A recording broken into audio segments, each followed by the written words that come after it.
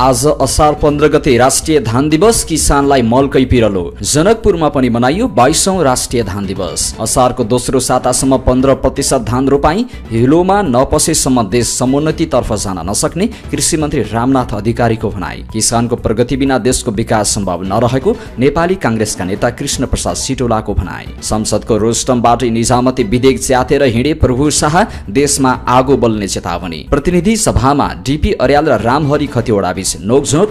रामहरिलाई डोल प्रसादको जवाफ, सुमेरे ट्राभल्स मेरो हो। रासपा सांसदले आकस्मिक समयको दुरुपयोग गरेको कांग्रेसको आरोप, बोल्नबाट वञ्चित गर्न माग। रासपा र राप्रपालाई सभामुखको आग्रह, संसदीय प्रक्रियामा सहभागी हुनुहोस्। माधव नेपाल विरुद्ध रामकुमारी झाँक्रीको विस्फोटक अभिव्यक्ति, मरेको सिनो काँधमा हालेर हिँड्न सकिँदैन।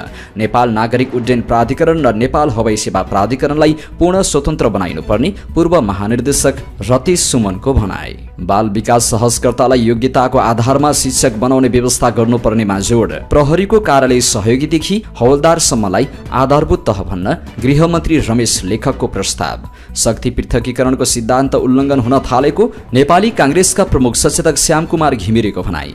विशेष अदालतमा नेपाली कांग्रेसका नेता मोहन बहादुर बस्नेतको बयान जारी, लगत्तै थुन्चेक बहस हुने। समयमा मुद्दा फैसला मुख्य प्राथमिकता भएको प्रस्तावित न्यायाधीश श्रीकान्त पौडेलको भनाई। वकिल पक्षधर हुन्छ तर न्यायाधीश निरपक्ष हुनुपर्छ, प्रस्तावित न्यायाधीश मेघराज पोखरेलको भनाई। नेकपा माओवादी केन्द्रका उपमहासचिव जनार्दन शर्माको प्रश्न, न्यायाधीश भएपछि राजनीतिक पक्षधरता छोडेर कसरी निष्पक्ष न्याय दिन सक्नुहुन्छ?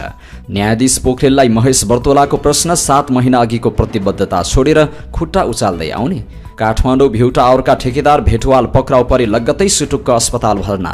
बाल विकास सहजकर्तालाई योग्यताको आधारमा साधारण शिक्षक बनाउने व्यवस्था गर्नुपर्ने नेकपा एमालेकी सांसद विद्या भट्टराईको भनाई। विद्यालय शिक्षा विधेयकमा प्रत्येक 5 वर्षमा शिक्षकहरूले पुनर्ताजगी तालिम लिनुपर्ने, शिक्षा संकाय बाहेकलाई पनि लाइसेन्स। आर्थिक कारोबार गर्दा बेरोजुनै नआउने गरी गर्नुपर्ने सभामुख देवराज घिमिरेको भनाई। बुटवल नारायणगढ सडक पूर्ण रूपमा बन्द। स्वास्थ्य मन्त्री प्रदीप पौडेल अस्वस्थ।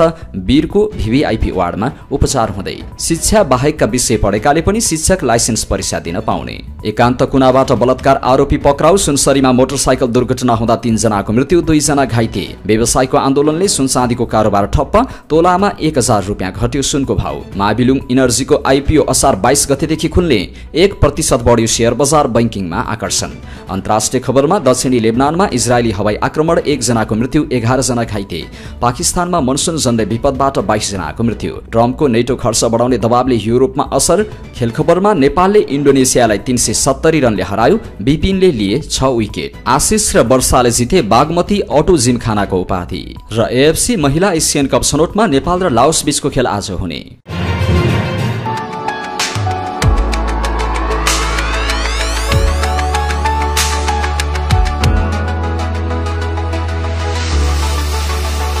Let me in, Korean aesthetic for your beautiful life.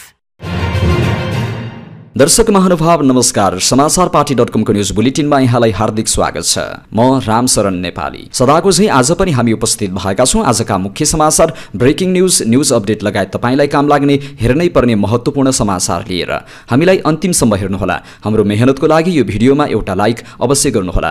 हाम्रो च्यानल अहिलेसम्म सब्स्क्राइब गर्नुभएको छैन भने सब्स्क्राइब गर्नुहोला अनि नजिकै आउने बेल आइकनमा क्लिक गर्नुहोला। देशभित्रबाट हेर्दै हुनुहुन्छ भने आफू रहेको गाउँ ठाउँ सहर जिल्लाको नाम लेख्नुहोला। विदेशमा हुनुहुन्छ भने कुन देशबाट हेर्दै हुनुहुन्छ त्यो कुरा तलको कमेन्ट बक्समा कमेन्ट गर्नुहोला। दैनिक रूपमा हेर्नुहुन्छ भने रेगुलर भनेर लेख्नुहोला। आज पहिलो पटक हेर्दै हुनुहुन्छ भने फर्स्ट टाइम भनेर लेखिदिनुहोला। आउनुहोस् दर्शक महानुभाव, आजका मुख्य समाचार सुरु गरौँ। आज असार 15 गते राष्ट्रिय धान दिवस। किसानलाई मलकै पिरलो, यस सम्बन्धी प्रसङ्गबाट।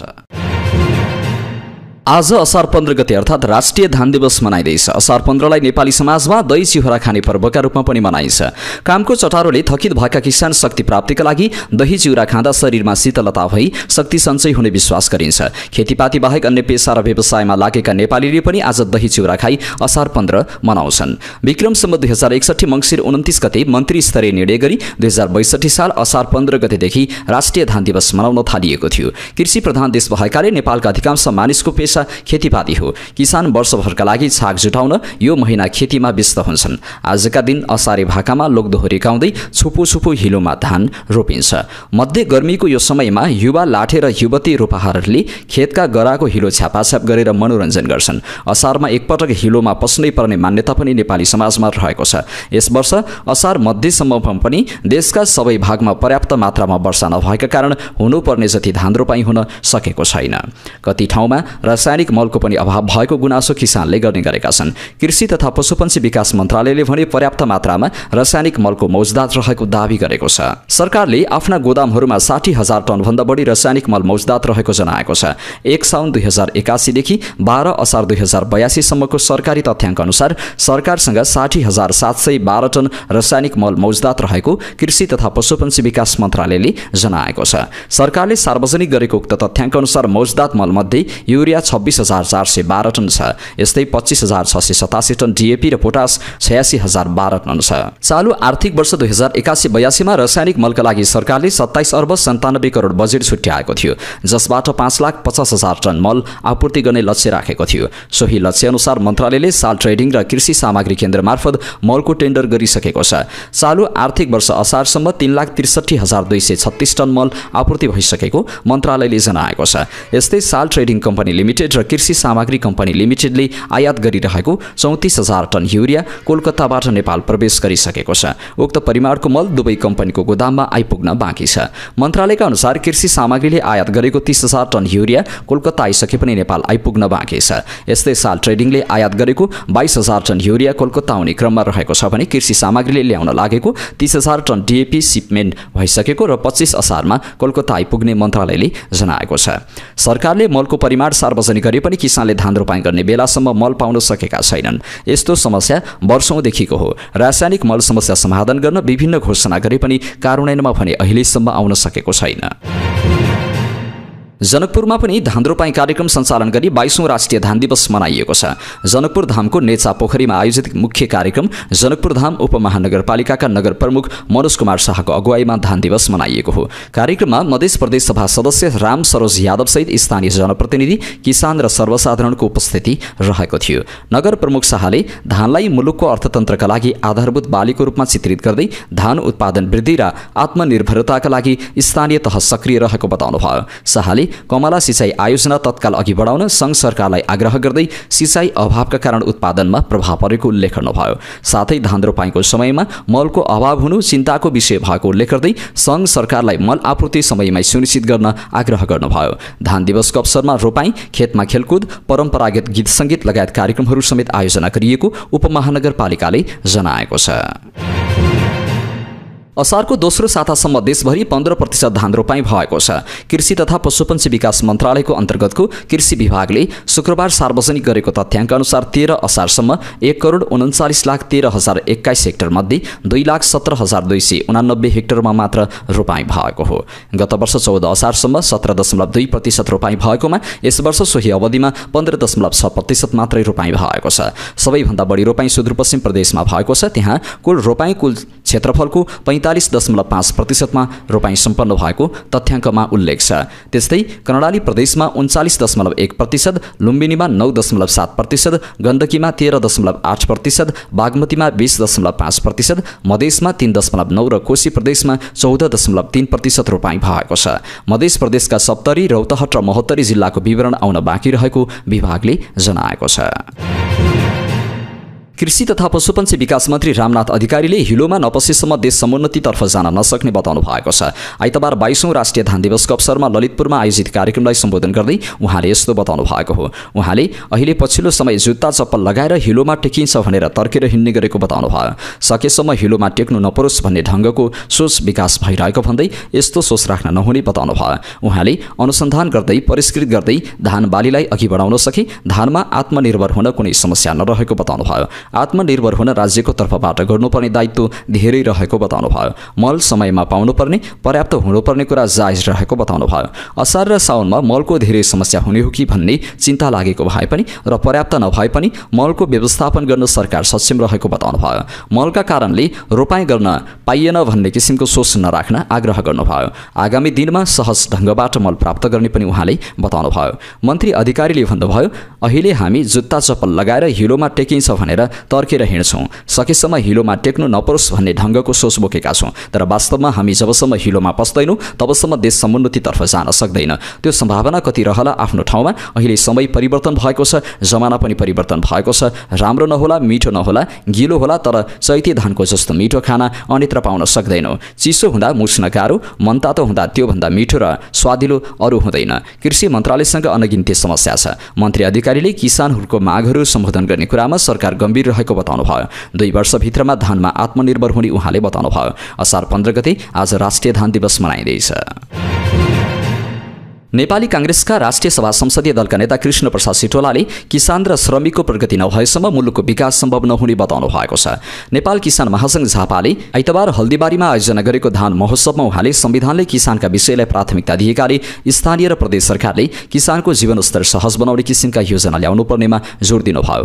नेता सिटोलाले उहाँले आगामी आर्थिक वर्षको बजेटमा किसानका मुद्दालाई सम्बोधन गर्न पहल भइरहेको उल्लेख गर्दै राज्यको अनुदान वास्तविक किसानसम्म पुर्याउनु पर्ने बताउनुभयो। किसानलाई समयमा बिउ, मल र उत्पादनको उचित मूल्य पाउने सुनिश्चितता राज्यले गराउनु पर्ने उहाँको भनाइ छ। नेपाल किसान महासंघका जिल्ला अध्यक्ष रतन सुब्बाले मल अभाव, चैते धानको मूल्य नपाएको लगायत किसानका विद्यमान समस्या समाधानका लागि पहल गरिदिन माग गर्दै नेता सिटोलालाई ज्ञापन पत्र बुझाउनुभयो। सांसद प्रभु शाहले सरकारले संसदबाट पारित गर्न खोजेको निजामती विधेयकलाई गरिब मारा संज्ञा दिँदै संसदको रोस्टमबाटै च्यात्नु भएको छ। यो विधेयक पारित भयो भने देशमा आगो बल्ने उहाँले चेतावनी दिनुभयो। आइतबार संसद बैठकमा बोल्दै शाहले यस्तो चेतावनी दिनुभएको हो। यो विधेयकले गरिबलाई लोकसेवा लड्ने अधिकारबाटै वञ्चित गर्ने दावी गर्नुभयो। शाहले भन्नुभयो, यो गरिब मारा विधेयक पारित भयो भने देशमा आगो बल्छ। गरिबको भाग्य भविष्यलाई कत्लेआम गर्ने गरी आएको विधेयक हामीलाई स्वीकार्य छैन। यो आयो भने गरिबका लागि कालो दिन हुन्छ। यसका मतियारलाई गरिबीले माफी दिने छैनन्। यस्तो आपराधिक कार्यको साक्षी नबस्ने भन्दै उनी बैठक बहिष्कार गरेर हिँडेका छन्। प्रतिनिधि सभामा राष्ट्रिय स्वतन्त्र पार्टी रासपाका कार्यवाहक सभापति डोल प्रसाद अर्याल, डीपी अर्याल र नेपाली कांग्रेसका सांसद रामहरि खतिवडाबीच नोकझोक चलेको छ। आइतबारको बैठकमा उहाँहरूबीच भिजिट भिसा प्रकरणलाई लिएर नोकझोक चलेको हो। पहिला बोल्नुभएका अर्यालले आरोप लगाउन थालेपछि कांग्रेस सांसद खतिवडा बीचमै उठ्नु भएको थियो, तर सभामुख देवराज घिमिरेले खतिवडालाई रोकेर अर्यालको समय सकिएपछि बोल्न दिनुभयो। रासपाका उपसभापति डोल प्रसाद अर्यालले सुमेरी टुर एन्ड ट्राभल्स कसको कम्पनी हो भनेर अनावश्यक टिप्पणी भएको गुनासो गर्नुभयो। शनिबार प्रतिनिधि सभाको बैठकमा बोल्दै नेपाली कांग्रेसका सांसद रामहरि खतिवडाले सुमेरी टुर एन्ड ट्राभल्सले विगत 10 वर्षदेखि जापानमा नेपालीहरूलाई पठाउँदै आएको भनेर विषय उठाउनु भएको थियो। सुमेरी टुर एन्ड ट्राभल्स भन्ने कसको ट्राभल्स हो, खतिवडाले भन्नुभएको थियो। विगत 10 वर्षदेखि जापानमा भिजिट भिसाका नाममा हजारौं मान्छे पठाएर अरबौं पैसा त्यहाँबाट लिएर संसदमा प्रतिनिधित्व गर्ने र संसदमा सांसद किनेर पार्टीमा प्रतिनिधित्व गरेर भिजिट भिसामा बदमासी गर्ने काम भएको छ। आइतबार खतिवडालाई जवाफ दिँदै डोल प्रसादले भन्नुभयो, हो म गर्वका साथ भन्छु, सुमेरी टुर एन्ड ट्राभल्स मेरो कम्पनी हो। आफूले नेपालमै केही गरेर खाने मान्छे रहेको, चोरेर खाने मान्छे नरहेको उहाँले बताउनुभयो। मेरो समय ठिकै चलेको छ। सभामुख महोदय, अरूको घडीको समय बिग्रेको छ भने म के भनौँ? अर्यालले छेडखान गर्नुभयो। आफ्नो कम्पनीबाट भिजिट भिसामा गएकाहरू नेपाल नफर्किएको उदाहरण नरहेको पनि उहाँले बताउनुभयो। आफ्नो कम्पनीले काम गर्दै आएको र गलत नगरेको उहाँको भनाइ छ। हामीले कस्तो समाज निर्माण गरेछौँ र गर्दैछौँ। यहाँ काम गरेर खानेहरूले चोरेर खानेहरूलाई जवाफ दिँदै हिँड्नुपर्ने अर्यालले असन्तुष्टि जनाउनु भयो। आफूहरूले भिजिट भिसाको नाममा भइरहेको मानव तस्करीको विषय संसदमा 32 दिनदेखि उठाइरहेको स्मरण गर्दै उहाँले विषयान्तर गर्नका निम्ति अनावश्यक लान्छना लगाउने काम भएको भनेर सभामुखको ध्यान आकर्षण गराउनु भयो। विषयान्तर गराउने प्रयास अन्तर्गत निराधार आरोप लगाउने कार्य स्वीकार्य हुन नसक्ने अर्यालको चेतावनी छ। राजनीतिलाई पेशा बनाएर वर्षौंदेखि राज्यको दोहन गर्नेहरूले पेशा व्यवसाय गरेर खानेमाथि अनावश्यक आरोप लगाएको भनेर उहाँले सभामुखले त्यस्ता अभिव्यक्ति उपर ख्याल गर्नुपर्ने माग राख्नुभयो। मेरो कम्पनीबाट मात्र एकजना मान्छे भिजिट भिसामा जापान होइन संसारको कुनै देश गएको छ र हामीले पैसा लिएका छौँ र फर्किएका छैनन् भने प्रमाण पेश गर्न म चुनौती दिन्छु। अर्यालले भन्नुभयो, होइन भने निराधार आरोप संसदको रेकर्डबाट हट्नुपर्छ। म यसमा सभामुखज्यूबाट रुलिङको माग गर्दछु। भिजिट भिसा प्रकरणमा आफूहरूको आन्दोलन जारी रहने पनि उहाँले बताउनुभयो। नेपाली कांग्रेसका प्रमुख सचेतक श्याम घिमिरेले प्रतिपक्षी रासोपालाई लक्षित गर्दै संसदको आकस्मिक समयको दुरुपयोग गर्ने काम भइरहेको आरोप लगाउनु भएको छ। आइतबारको संसद बैठकमा बोल्दै उहाँले जथाभावी अभिव्यक्ति दिने सांसदहरूलाई बोल्नबाट वञ्चित गर्नुपर्ने माग गर्नुभयो। रासोपा र राप्रपाका मागका विषयमा सरकारले समिति बनाइसकेको अवस्थामा संसद अवरोधको औचित्य नरहेको घिमिरेको भनाइ छ।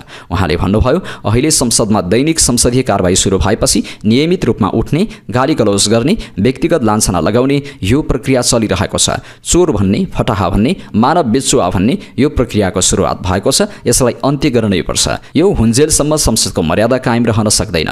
भिजिट भिसाका विषयमा संसदको ध्यानाकर्षण भइसकेको र समिति बनिसकेको अवस्था हो। यो अवस्थामा दैनिक समय प्रदान हुन्छ। त्यसको दुरुपयोग गरेर जुन ढङ्गले अभिव्यक्ति दिने प्रक्रियाको आरम्भ भएको छ, त्यसपछि म सभामुखज्यूको गम्भीर ध्यानाकर्षण गराउन चाहन्छु। यो प्रथालाई अन्त्य गर्नुपर्छ, होइन भने यो संसद गाली गलौजमै सकिन्छ। हामीले पनि त्यही ढङ्गले प्रतिवाद गर्नुपर्ने हुन्छ। यो प्रक्रियालाई बन्द गर्ने हो भने यस्तो अभिव्यक्ति गर्ने सांसदहरूलाई बोल्नबाट वञ्चित गर्नुपर्छ। सभामुख देवराज घिमिरेले संसदीय प्रक्रियामा सहभागी हुन राष्ट्रिय स्वतन्त्र पार्टी रासोपा र राष्ट्रिय प्रजातन्त्र पार्टी राप्रपालाई आग्रह गर्नुभएको छ। आइतबार नयाँ बानेश्वर स्थित आफ्नै सभाकक्षमा प्रमुख 5 राजनीतिक दलका प्रमुख सचेतकहरूसँगको छलफलमा सभामुखले यस्तो आग्रह गर्नुभएको हो। सभामुखको सचिवालयका अनुसार सभामुख घिमिरेले सहमति र सहकार्यको माध्यमबाट संसदीय प्रक्रियामा सहभागी हुन रासोपा र राप्रपालाई आह्वान गर्नुभएको हो। सभामुखले भन्नुभएको छ, महत्त्वपूर्ण विधेयकमा संसदका प्रमुख दलहरू छुट्नु राम्रो भएन। निजामती विधेयक, शिक्षा विधेयक जस्ता संघीयतासँग जोडिएका विधेयकमाथिको छलफलमा सबै सहभागी हुने वातावरण बनाउन आवश्यक रहेको पनि सभामुख घिमिरेले बताउनुभयो। आइतबार प्रतिनिधि सभाबाट निजामती सेवा विधेयक पास गर्ने कार्यसूची रहेको छ। नेकपा एसकी नेत्री रामकुमारी झाँक्रीले पार्टी अध्यक्ष माधव नेपाललाई लक्षित गर्दै मरेको सिनोलाई काँधमा राखेर हिँड्न नसकिने कडा अभिव्यक्ति दिनुभएको छ। उहाँले शनिबार गर्नुभएको सो भाषणले नेकपा एसभित्र हलचल मच्चिएको छ। नेकपा एस सम्बद्ध युवा सङ्घको नेपालको लुम्बिनी प्रदेश भेलालाई सम्बोधन गर्दै उहाँले शनिबार पार्टीलाई अब पुनर्गठन गर्नुपर्ने बताउनु भएको थियो। यसका लागि उहाँले अर्ली महाधिवेशनको समेत माग गर्नुभयो। उहाँले भन्नुभयो, पार्टी बनाउने यस्तै सङ्कटहरूबाट हामी उठ्नुपर्छ। पार्टीमा अर्को ठुलो सङ्कट छ, तपाईहरू सबैलाई थाहा छ। पार्टीमा सङ्कट छ, अध्यक्षकै बारेमा सङ्कट आयो। अब के गर्ने? अब पार्टीलाई पुनर्गठन गरेर अगाडि बढ्ने हो। सङ्कट आयो भनेर भाग्ने भनेको होइन। पार्टीलाई पुनर्गठन गरौँ। कसरी गर्ने? अर्ली महाधिवेशन गरौँ। अर्ली महाधिवेशनबाट पुनर्गठन गरेर अध्यक्ष बनाऊ। कहाँ हुन्छ यसरी? म त भन्छु अब अर्ली महाधिवेशन गरौँ। कानुनी संवैधानिक हिसाबले अध्यक्षमाथि सङ्कट आयो, अरू कयौँ पार्टीका सदस्यमाथि पनि समस्या आएकै छ। अब काँधमाथि मरेको सिनो हालेर हिँड्न सकिँदैन। होइन भने हामी सुध्रिने हो भने नयाँ ढङ्गले जानको लागि केही डिपार्चर गर्नु परेन? गरौँ न त। अर्ली महाधिवेशन गरौँ। अर्ली महाधिवेशन गरौँ। हलबाट नेतृत्व छानौँ। तपाईँ मध्ये जो कोही पनि नेतृत्वमा आउन सक्नुहुन्छ। होइन भने मतदाता नामावली सारेर ल्याएका मान्छेहरूबाट टीका लगाएर बनाएको केन्द्रीय समितिबाट चुनाव लडेर यही पार्टी बनाउने हो भने तपाईँहरूले यो पार्टी बनाउनुहुन्न। नेपाल नागरिक उड्डयन प्राधिकरणका पूर्व महानिर्देशक रति सुमनले नेपाल नागरिक उड्डयन प्राधिकरण र नेपाल हवाई सेवा प्राधिकरणलाई स्वतन्त्र प्राधिकरणका रूपमा विकास गर्नुपर्ने बताउनु भएको छ। आइतबार सिंहदरबारमा बसेको प्रतिनिधि सभा अन्तर्गतको अन्तर्राष्ट्रिय सम्बन्ध र पर्यटन समितिको बैठकमा बोल्दै उहाँले यस्तो बताउनु भएको हो। सरकारले नेपाल नागरिक उड्डयन प्राधिकरणमा टुक्र्याएर नेपाल नागरिक उड्डयन प्राधिकरण र नेपाल हवाई सेवा प्राधिकरण गरी 2 प्राधिकरण बनाउने गरी विधेयक ल्याएको छ। नेपाल हवाई सेवा प्राधिकरण विधेयक 2081 माथि विषय विज्ञहरूबाट प्रस्तुतिकरण र छलफलका क्रममा उहाँले 2वटा प्राधिकरणलाई नै स्वतन्त्र बनाइनुपर्ने बताउनु भयो। यो टुक्राएको नभई 2 जना महानिर्देशक मात्रै राखेको, तर त्यसको अध्यक्षमा एउटामा संस्कृति पर्यटन तथा नागरिक उड्डयन मन्त्री र अर्कोको अध्यक्ष पर्यटन सचिव रहने व्यवस्था रहेको बताउनु भयो। यसलाई टुक्राएको भन्न नमिल्ने उहाँको तर्क छ, तर 2वटा विभाग नै स्वतन्त्र हुनुपर्ने उहाँको भनाइ छ। उहाँले भन्नुभयो, कम्प्लिट इन्डिपेन्डेन्ट भयो भने राम्रो हो। हामी कहाँ डिभिजन गरिरहेका छौँ, 2वटा डिजी बनाइरहेका छौँ, त्यति मात्रै त हो। मन्त्रीज्यू त एउटै हुनुहुन्छ, कहाँ हामीले डिभाइड गरेका छौँ। एउटामा मन्त्रीज्यू अध्यक्ष हुनुहुन्छ, अर्कोमा सचिवज्यू अध्यक्ष हुनुहुन्छ। 2वटा कम्प्लिट इन्डिपेन्डेन्ट बनाउनुपर्छ। जो स्वतन्त्र होस्, होइन भने एउटै भए पनि स्वतन्त्र होस्। 2वटै स्वतन्त्र हुनुपर्छ। अहिले नागरिक उड्डयन प्राधिकरणको 2 थरी काम छ। पहिलो नियमन तथा सुपरिवेशनको काम र दोस्रो सञ्चालन र व्यवस्थापन। सरकारले ल्याएको उक्त विधेयकमा 2 प्राधिकरणमध्ये नेपाल नागरिक उड्डयन प्राधिकरण पहिलो अर्थात् नियमन र सुपरिवेशनको अधिकार दिएको छ। नेपाल हवाई सेवा प्राधिकरणलाई भने दोस्रो अर्थात् सञ्चालन र व्यवस्थापनको जिम्मेवारी दिने गरी व्यवस्था गरिएको छ। अहिले प्राधिकरणले दुवै कामलाई फरक फरक निर्देशनालय मार्फत सञ्चालन गर्दै आएको थियो, तर नियामक निकाय र नियमित हुने निकाय फरक फरक हुनुपर्ने आइकाको प्रावधान रहेको भन्दै सरकारले 2वटा निर्देशनालयलाई फरक फरक प्राधिकरण बनाउन लागेको हो। नेकपा एमालेकी सांसद विद्या भट्टराईले बाल विकास सहजकर्ताहरूलाई योग्यताको आधारमा साधारण शिक्षक बनाउन सकिने व्यवस्था गर्नुपर्ने प्रस्ताव राख्नु भएको छ।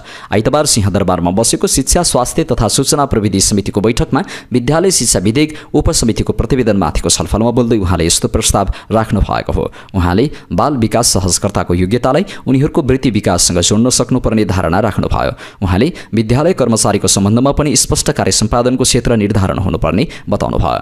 उहाँले भन्नुभयो, उहाँहरूको योग्यताको आधारमा उहाँहरूलाई साधारण शिक्षक बनाउन सकिन्छ भनेर हामीले पहिलेदेखि नै भन्दै आएका हौँ। यस्तो व्यवस्था गरेनौँ भने यो भार हुन्छ। यसतर्फ म मन्त्रालयको ध्यानाकर्षण गराउन चाहन्छु। उहाँहरूको योग्यतालाई कसरी उहाँहरूको योग्यतासँग जोड्ने भन्ने निष्कर्षमा हामी पुग्न सक्नुपर्छ। बैठकमा बोल्ने अधिकांश सांसदहरूले बाल विकास सहजकर्ताहरूलाई योग्यताको आधारमा साधारण शिक्षक बन्न पाउने व्यवस्था गर्नुपर्नेमा जोड दिनुभयो। गृहमन्त्री रमेश लेखकले नेपाल प्रहरीमा कार्यालय सहयोगीदेखि हौलदारसम्मलाई आधारभूत तह भन्नुपर्नेमा जोड दिनुभएको छ। आइतबार प्रतिनिधि सभाको राज्य व्यवस्था तथा सुशासन समितिको बैठकमा नेपाल प्रहरी सम्बन्धी कानूनलाई संशोधन तथा एकीकरण गर्न बनेको विधेयकमाथि दर्ता गरिएका संशोधन प्रस्तावहरूबारे छलफलका क्रममा बोल्दै गृहमन्त्री लेखक कार्यालय सहयोगीदेखि हौलदारसम्म आधारभूत तह भनेर नयाँ शब्द प्रारम्भ गर्नुपर्ने बताउनुभयो। प्रहरीमा कार्यालय सहयोगीदेखि जवान हुँदै हौलदारसम्मलाई तल्लो तहको कर्मचारी भनेर शब्दहरू प्रयोग गर्ने गरिन्थ्यो। मैले एउटा नयाँ शब्द प्रारम्भ गरेको छु। गृहमन्त्री लेखकले भन्नुभयो, प्रहरीको ती कर्मचारीहरूलाई आधारभूत तह भन्नुपर्छ भनेको छु। प्रहरीको ठूलो संख्या जवान, हौलदार लगायत हुनुहुन्छ। सबैभन्दा ज्यादा सडकमा 12 देखि 16 घण्टा ड्युटी गर्ने तह त्यो भएको हुनाले प्यारामिट नै त्यही जगमा उभिएको छ। त्यसो हुनाले कानूनमा लेख्दा पनि त्यसलाई आधारभूत तह लेखौँ, बोलीचालीमा पनि आधारभूत तह भनेर प्रयोग गरौँ। मन्त्री लेखकले उक्त तहका प्रहरी कर्मचारीहरूको सुविधालाई विशेष केन्द्रमा राखेर प्रहरी ऐन आइरहेको बताउनुभयो। नेपाल प्रहरी सम्बन्धी कानूनलाई परिमार्जन गरेर राम्रोभन्दा राम्रो कानून बनाउने हामी सबैको एकै उद्देश्य हो। मन्त्री लेखकले भन्नुभयो, नेपाल प्रहरीको सर्भिस ल नै यही हो। सरकार प्रहरी ऐनलाई खुल्ला रूपमा सम्वाद गरेर यो कानूनलाई सबैभन्दा राम्रो बनाउने गरेर निष्कर्षमा पुर्याउन तयार रहेको उहाँको भनाइ छ। नेपाली कांग्रेसका प्रमुख सचेतक श्याम कुमार घिमिरेले शक्ति पृथकीकरणको सिद्धान्त उल्लङ्घन हुन थालेको भन्दै आपत्ति जनाउनु भएको छ। संसदीय सुनवाई समितिको आइतबारको बैठकमा बोल्दै उहाँले यस्तो बताउनु भएको हो। उहाँले एकले अर्काको अधिकार क्षेत्रभित्र प्रवेश गर्न थालेको बताउनु भयो। संसदीय अधिकार क्षेत्रभित्र न्यायालय प्रवेश गर्ने र कार्यपालिकाको अधिकार क्षेत्रभित्र पनि न्यायालय प्रवेश गरेको बताउनु भयो। उहाँले न्यायालयको न्याय प्रणाली असाध्यै ढिलो भएको बताउनु भयो। एउटा मुद्दा फैसला गर्न 20 वर्षसम्म लाग्ने स्थितिले न्याय नपाइने जिकिर गर्नुभयो। प्रमुख सचेतक घिमिरेले संसदमा बोलेका कुराहरूको बारेमा कतै मुद्दा गर्न पनि नपाइने र कारबाही पनि नहुने स्थिति रहेको बताउनुभयो।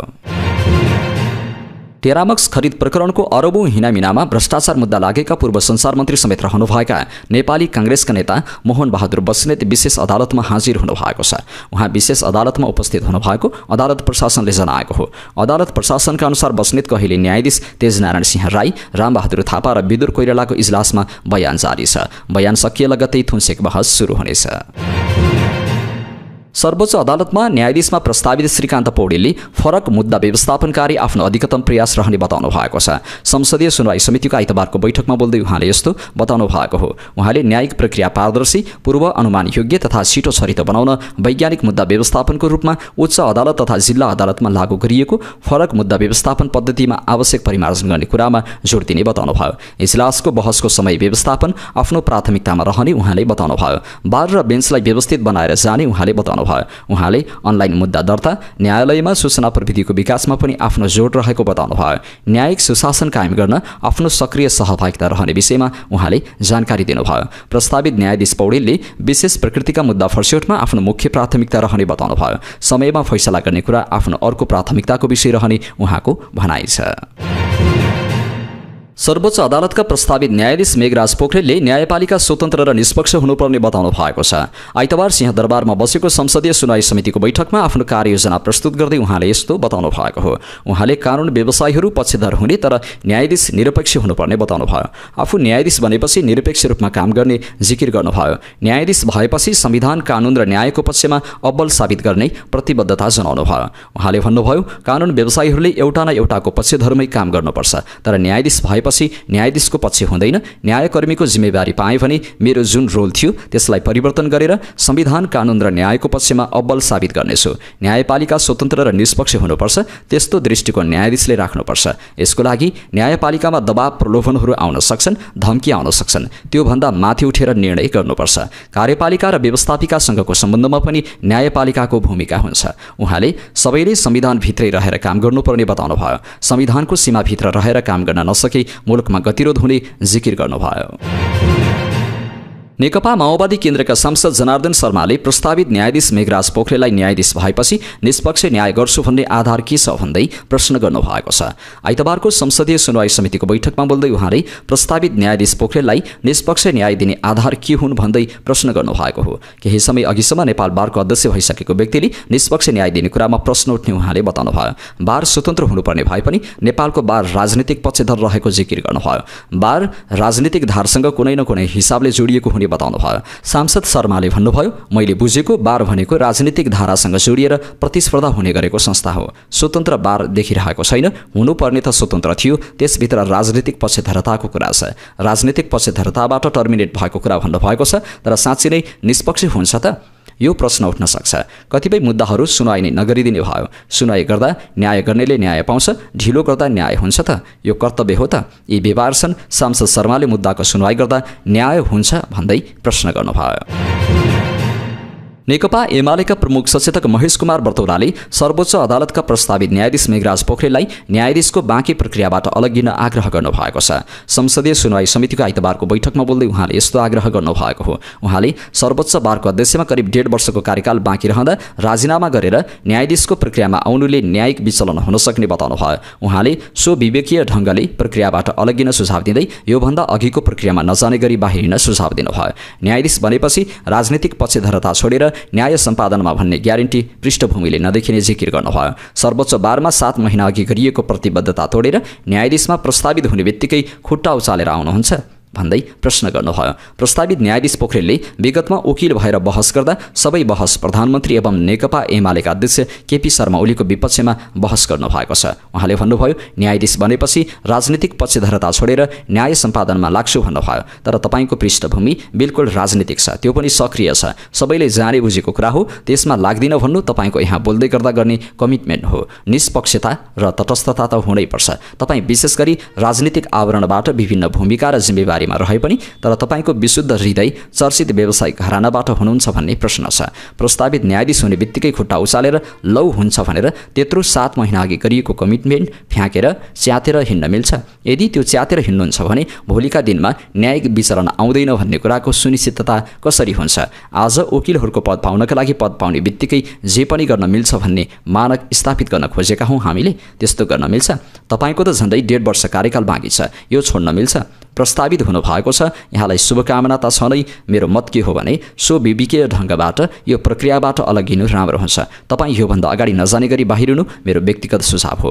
समितिको बैठकमा बोल्दै नेपाली काङ्ग्रेसका सांसद ज्ञानेन्द्र बहादुर कार्कीले केही समय अघि मात्रै बारको अध्यक्षमा निर्वाचित भएको व्यक्ति 2 वर्ष नपुग्दै सर्वोच्चको न्यायाधीशमा जान उचित नहुने जिकिर गर्नुभयो। यसमा नैतिकताको प्रश्न उठ्ने उहाँले बताउनुभयो। यस्तै नेकपा एमालेका सचेतक सुनिता बरालले सुनवाईको क्रममा रहनुभएका सबै प्रस्तावित न्यायाधीशहरू राजनीतिक दलहरूसँग आबद्ध रहेको सुनिएको भन्दै न्याय सम्पादनमा यसले कति असर गर्छ भन्दै प्रश्न गर्नुभयो। तर यसमा शङ्का गर्ने ठाउँ प्रशस्त रहेको उहाँले बताउनुभयो।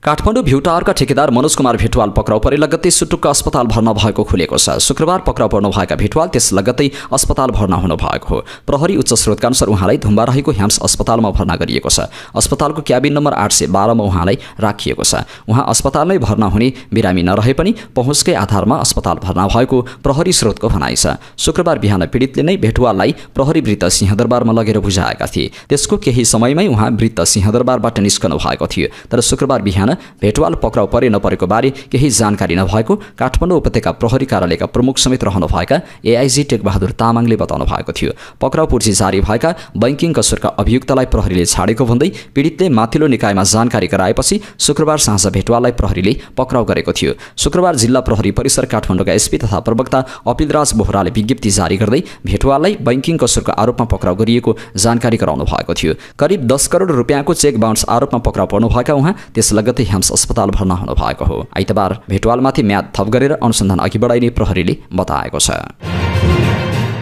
नेकपा एमालेकी सांसद विद्या भट्टराईले बाल विकास सहजकर्ताहरूलाई योग्यताको आधारमा साधारण शिक्षक बनाउन सकिने व्यवस्था गर्नुपर्ने प्रस्ताव राख्नु भएको छ। आइतबार सिंहदरबारमा बसेको शिक्षा स्वास्थ्य तथा सूचना प्रविधि समितिको बैठकमा विद्यालय शिक्षा विधेयक उपसमितिको प्रतिवेदनमाथिको छलफलमा बोल्दै उहाँले यस्तो प्रस्ताव राख्नु भएको हो। उहाँले बाल विकास सहजकर्ताको योग्यतालाई उनीहरूको वृत्ति विकाससँग जोड्न सक्नुपर्ने धारणा राख्नुभयो। उहाँले विद्यालय कर्मचारीको सम्बन्धमा पनि स्पष्ट कार्य सम्पादनको क्षेत्र निर्धारण हुनुपर्ने बताउनुभयो।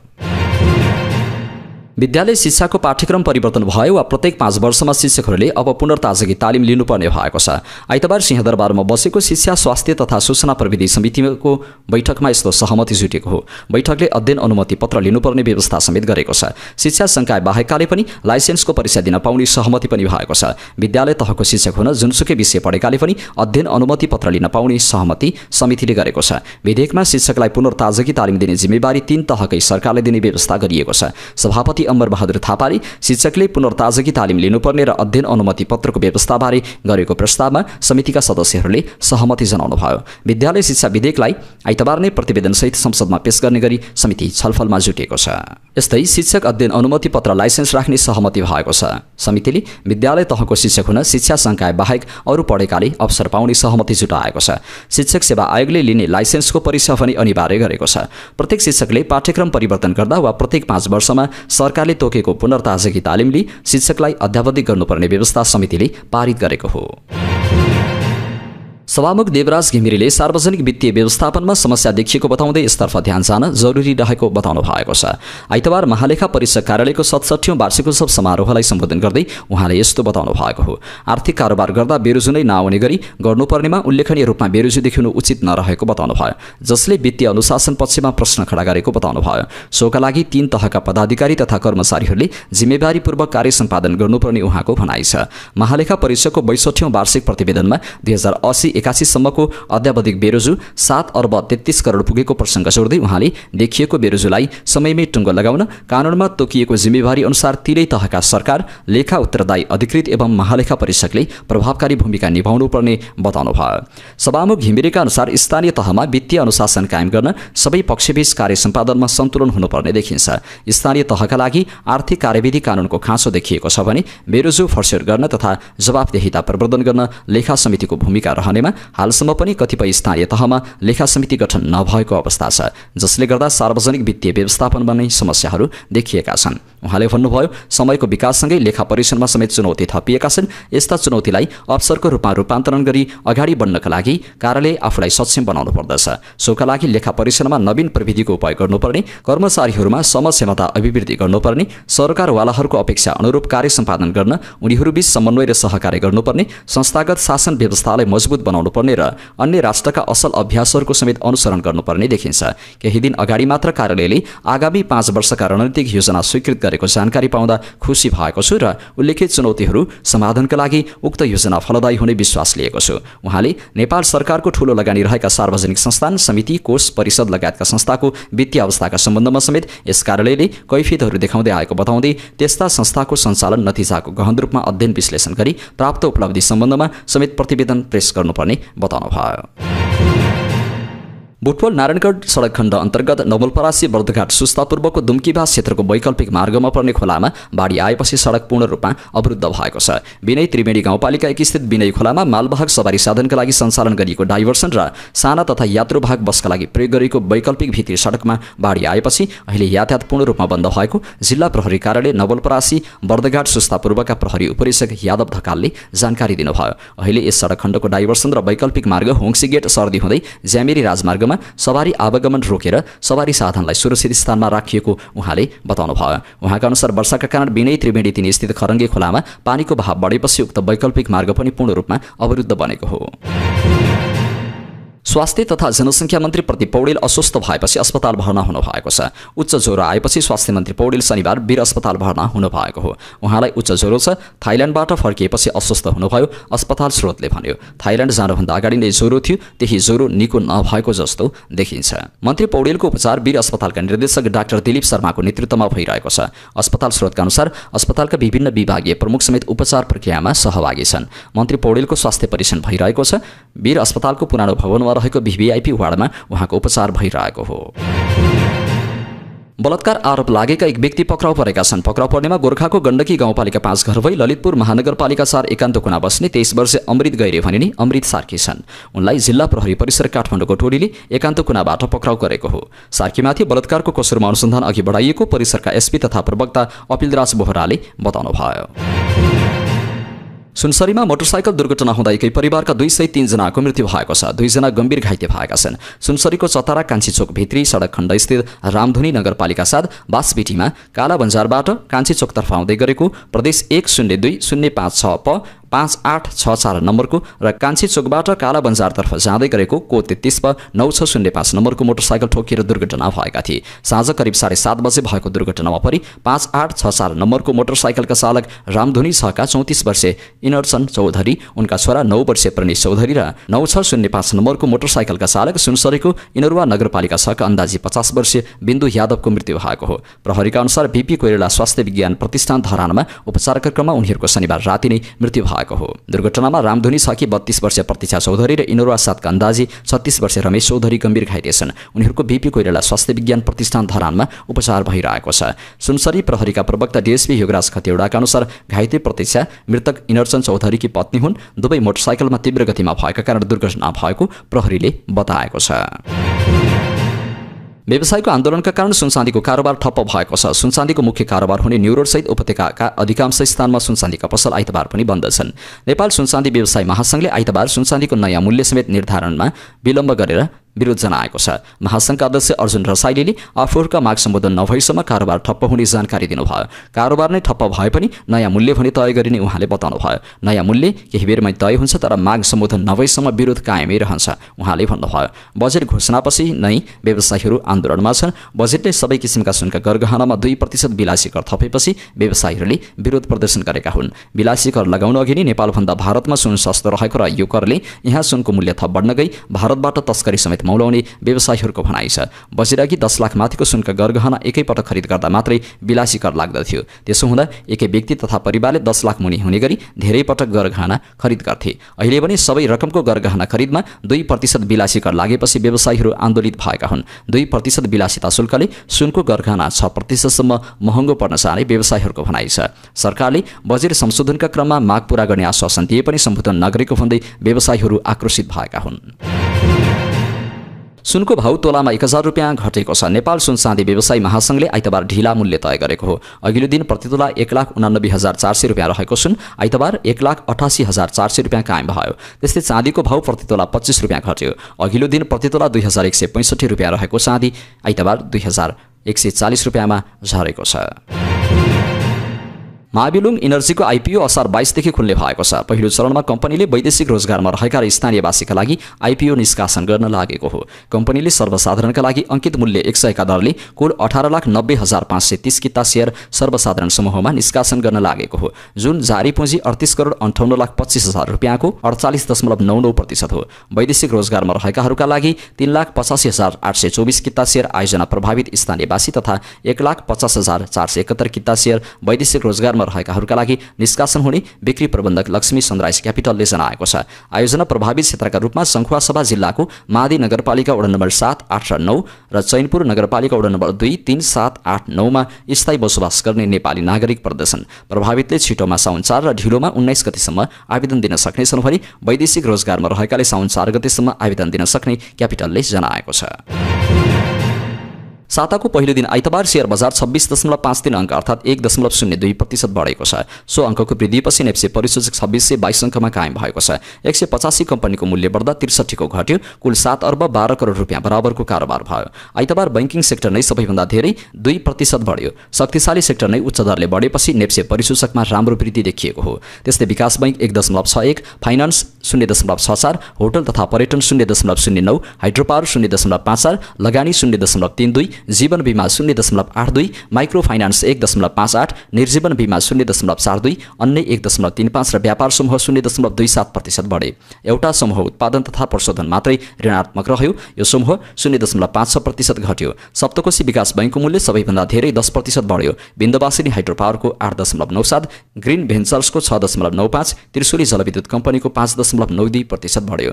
जोशी हाइड्रोपावरको मूल्य सबैभन्दा धेरै 5.57% घट्यो। युनिलिभर नेपालको 3.49, पञ्चकन्या माई हाइड्रोपावरको 3.20, प्योर इनर्जीको 3.19 तथा बुटवल पावरको 3.03% मूल्य घट्यो। आइतबार सबैभन्दा धेरै कारोबार भएका 5 कम्पनीमा साहस ऊर्जा, Butwal power, union hydropower, Gandhi group तथा राधे विद्युत क्रमशः अगाडि छन्। बजारको कुल पुँजीकरण रकम 43 खर्ब 69 अर्ब रुपियाँ कायम भएको छ। अब अन्तर्राष्ट्रिय खबर। आधिकारिक र सुरक्षा स्रोतहरूका अनुसार दक्षिणी लेबनानको विस्तृत क्षेत्रहरूलाई लक्षित गरी गरिएको इजरायली हवाई आक्रमणमा एकजनाको मृत्यु भएको छ, साथै 11 जना घाइते भएको बताइएको छ। लेबनानको जनस्वास्थ्य आपतकालीन सञ्चालन केन्द्रको एक विज्ञप्तिमा दक्षिणी शहर नाबातिहको एक अपार्टमेन्टमा इजरायली हवाई आक्रमणमा एक महिलाको मृत्यु र अन्य 11 जना घाइते भएको पुष्टि गरिएको छ। लेबनानको आधिकारिक राष्ट्रिय समाचार एजेन्सीका अनुसार गत नोभेम्बरमा शत्रुता समाप्त गर्ने युद्धविराम सम्झौतापछि यो नाबातिहमा दोस्रो ठूलो इजरायली आक्रमण हो। अन्तिम ठूलो हमला मे महिनामा भएको थियो। पाकिस्तानका केही भागहरूमा भारी मनसुन पूर्वको वर्षाले विनाश निम्ति आएपछि 22 जनाको मृत्यु भएको छ। दर्जनौं घाइते भएको एक अधिकारीले बताउनु भएको छ। राष्ट्रिय विपद व्यवस्थापन प्राधिकरण NDMA ले देशका प्रमुख भागहरूमा व्यापक वर्षा र आँधी बेहरी आउन सक्ने अनुमान गरिएको मौसम सतर्कता जारी गरेको थियो। एजेन्सीले सर्वसाधारणलाई अनावश्यक यात्रा नगर्न, बिजुलीका पोल र कमजोर पूर्वाधारबाट टाढा रहन सल्लाह दिएको थियो। स्थानीय प्रशासनलाई पूर्व तयारी उपायहरू सुनिश्चित गर्न र सम्भावित क्षति कम गर्न आकस्मिक योजना सक्रिय गर्न निर्देशन दिएको थियो। नेटो सदस्यहरूले आफ्नो कुल गारस्थ उत्पादनको 5% रक्षामा खर्च गर्ने अमेरिकी राष्ट्रपति डोनाल्ड ट्रम्पको माग पागलपन भएको बताउनु भएको छ। यसले युरोपेली देशहरूको सबैभन्दा महत्त्वपूर्ण सम्पत्तिमा असर गर्ने विज्ञहरूको भनाइ छ। संयुक्त राज्य अमेरिकाले माग गरेको उच्च खर्च लक्ष्यलाई अनुमोदन गर्न नेदरल्यान्ड्सको द हेगमा नेटो नेताहरूले भेट गरेका थिए। रक्षामा आफ्नो जीडीपीको 2.1% भन्दा बढी खर्च गर्ने प्रस्ताव स्पेनले भने अस्वीकार गरेको छ। युरोपमा नेटोमाथि प्रश्न उठाउन थाल्नुपर्ने उहाँको भनाइ छ, किनभने नेटोले युरोपलाई थप सैन्य खर्च र विश्वमा थप सैन्य तनाव मात्र ल्याएको बताउनुभयो। अब पालो खेल खबरको। एसएससी अन्डर 16 इस्ट जोन अन्तर्गत नेपालले लगातार तेस्रो जित निकालेको छ। आइतबार भएको खेलमा नेपालले इन्डोनेसियालाई 370 रनले पराजित गर्यो। 421 रनको विशाल लक्ष्य पछ्याएको इन्डोनेसियालाई नेपालले 24 ओभर 3 बलमा 50 रनमा अल आउट गर्यो। नेपालका लागि विपिन शर्माले एक्लैले 6 विकेट लिए। 7.3 ओभर बलिङ गरेका उनले जम्मा 12 रन दिए। पहिले ब्याटिङ गरेको नेपालका लागि नेपालका प्रसिद्ध जैसीले 132 रनको शतकीय पारी खेलेका थिए। यस्तै परिमार्जन यादवले 71, रौनक श्रीवास्तवले 88 र जोई थापाले 57 रन बनाएका थिए। आशिष भारती रोनी र वर्षा बस्नेतले बागमती अटो जिमखाना प्रतियोगिताको उपाधि जितेका छन्। बागमती अटोमोबाइल्स एसोसिएसनको संयोजनमा मोटोभर्स स्पोर्ट्स क्लब तथा जियोन ओभरल्यान्डको आयोजना र व्यवस्थापनमा शनिबार काभ्रेको बनेपास्थित चण्डेश्वरी ड्राइभिङ स्कुलमा भएको एक दिने प्रतियोगितामा आशिष पुरुषतर्फ र वर्षा महिलातर्फ च्याम्पियन बने। पुरुषतर्फ 17 र महिलातर्फ 6 गरी कुल 23 ड्राइभरले अटो जिमखानामा प्रतिस्पर्धा गरेका थिए। यसमा पुरुषतर्फ क्वालिफाइङ राउन्डपछि शीर्ष 8 ड्राइभर फाइनल चरणमा पुगेका थिए। महिलातर्फ भने 6 जना ड्राइभर नै प्रारम्भिक चरणपछि फाइनल चरणमा पुगेका थिए। क्वालिफाइङ चरणमा पनि शीर्ष स्थानमा रहेका आशिषले अन्तिम चरणमा पनि उत्कृष्ट लय कायम राख्दै अन्य ड्राइभरभन्दा उत्कृष्ट समय निकाल्दै उपाधि जिते। पुरुषतर्फ राजकुमार कार्की दोस्रो तथा विप्लव श्रेष्ठ तेस्रो भए। यस्तै महिलातर्फ पनि अन्तिम चरणमा 6 मध्ये 2 जनाले मात्र प्रतिस्पर्धा पूरा गर्न सकेनन्, जसमा वर्षासँगै प्रारम्भिक चरणमा शीर्ष स्थानमा रहेकी विपासा तामाङ थिइन्, तर अन्तिम चरणमा वर्षाले उत्कृष्ट समय निकाल्दै बाजी मारिन्। विपासा दोस्रो भइन्। र उज्बेकिस्तानमा आजदेखि सुरु हुने एएफसी महिला एसियन कप छनौट अन्तर्गत समूह एफ को पहिलो खेलमा नेपालले आज लाओससँग खेल्दैछ। खेल उज्बेकिस्तानको तास्केन्त स्थित बुनियोदकोर स्टेडियममा नेपाली समयअनुसार साँझ 6:15 बजे सुरु हुनेछ। नेपाली महिला टोलीको 100औं अन्तर्राष्ट्रिय खेल समेत रहेको यस खेलमा जित निकाल्दै नेपाल सुखद सुरुवात गर्न चाहन्छ। ऐतिहासिक खेलमा नेपाली खेलाडीहरू पनि उत्साहित छन्। महिला फुटबलमा नेपालले लाओससँग पहिलो पटक खेल्न लागेको हो। फिफा वरियतामा नेपाल 100औं तथा लाओस 107औं स्थानमा रहेका छन्। पुरुष फुटबलमा नेपाल र लाओस पहिलो समय भेट भइरहे पनि महिला फुटबलमा पनि यसअघि कुनै खेल भएको थिएन। त्यसैले दुवै टिमका लागि नौलो प्रतिद्वन्दी हुनेछ। यस्तै नवनियुक्त बेल्जियन प्रशिक्षक प्याट्रिक डी वाइल्डका लागि पनि यो नेपाली राष्ट्रिय महिला टिममा डेब्यू खेल हुनेछ। अन्तर्राष्ट्रिय स्तरमा 2 दशक अनुभव भइसके पनि उनले पूर्ण रूपमा कुनै पनि राष्ट्रिय टिमको सिनियर टिमको प्रशिक्षण सम्हालेको यो पहिलो पटक हो। यद्यपि छनौटको पहिलो खेल खेल्ने दिनसम्म पनि नेपाली टिमको कप्तान भने घोषणा भएको छैन। यसअघि गोलकिपर एन्जिला तुम्बापु सुब्बाले नेपालको कप्तानी गर्दै आएकी थिइन्। यसपटक प्रशिक्षक वाइडले अन्तिम समयमा कप्तान रोज्ने बताएका थिए। उनले पहिलो रोजाइमा मैदान उत्रने खेलाडीबाटै कप्तान रोज्ने सम्भावना छ। यदि एन्जिलाले कप्तानी गर्ने अवसर नपाएमा नेपालले नयाँ कप्तान पाउन सक्छ। हवस् त दर्शक महानुभाव, आजका मुख्य समाचार अहिलेलाई यति नै। हामीले प्रस्तुत गरेका यी समाचारप्रति तपाईँको धारणा के छ त्यो कुरा तलको कमेन्ट बक्समा कमेन्ट गर्नुहोला। हाम्रो मेहनतको लागि यो भिडियोमा एउटा सानो लाइक अवश्य गर्नुहोला। देशभित्रबाट हेर्दै हुनुहुन्छ भने आफू रहेको गाउँ ठाउँ सहर जिल्लाको नाम लेख्नुहोला। विदेशमा हुनुहुन्छ भने कुन देशबाट हेर्दै हुनुहुन्छ त्यो कुरा तलको कमेन्ट बक्समा कमेन्ट गर्नुहोला। दैनिक रूपमा हेर्नुहुन्छ भने रेगुलर भनेर लेख्नुहोला। आज पहिलो पटक हेर्दै हुनुहुन्छ भने फर्स्ट टाइम भनेर लेखिदिनुहोला। हाम्रो च्यानल अहिलेसम्म सब्स्क्राइब गर्नुभएको छैन भने सब्स्क्राइब गर्नुहोला अनि नजिकै आउने बेल आइकनमा क्लिक गर्नुहोला। समाचारपाटी.com को न्युज बुलेटिन नेपाली समयअनुसार भोलि बिहान 5 बजे लिएर फेरि हामी उपस्थित हुनेछौँ। पलपलको न्युज अपडेटको लागि समाचारपाटी.com हेर्दै गर्नुहोस्। नमस्कार।